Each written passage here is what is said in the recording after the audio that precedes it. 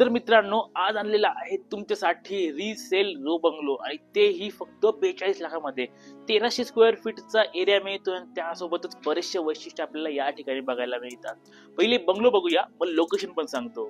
तर हा आहे आपला आजचा 2 BHK 1300 स्क्वेअर फीटचा रो बंगलो.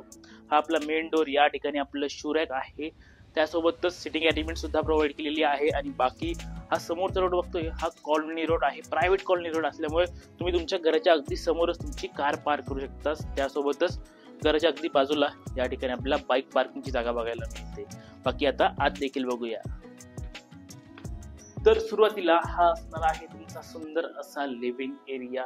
उत्तम साईज आहे. समोर असणार आहे टीव्ही युनिट, इकडे जिना आहे आणि त्यासोबतच आपल्या हॉलच्या बाजूला असणार आहे आपलं किचन. आणि या ठिकाणी असणार आहे तुमचं हे किचन. किचनच्या अगदी बाजूला असणार आहे आपलं वॉशरूम आणि त्यासोबतच एक महत्वाची गोष्ट आपल्याला या ठिकाणी मिळते, ती म्हणजे बाकी इथे वॉशरूम आहे समोर, पाठीमागे असणारी 15 फुटाची जागा. बघा मित्रांनो, किती मोठी जागा मिळते.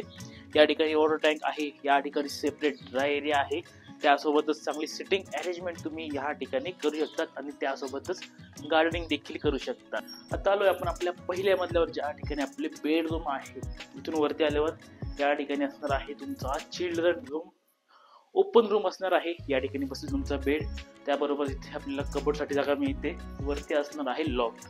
त्यानंतर इथून थोडं पुढे येऊया, उत्तम साईज मिळते आणि त्यासोबत आपल्याला समोर कबोर्ड देखील बघायला मिळतंय. पूर्णपणे नवीन कबोर्ड, जे की आत्ताच तयार केलेलं आहे, असं कबोर्ड आपल्याला या ठिकाणी मिळतंय.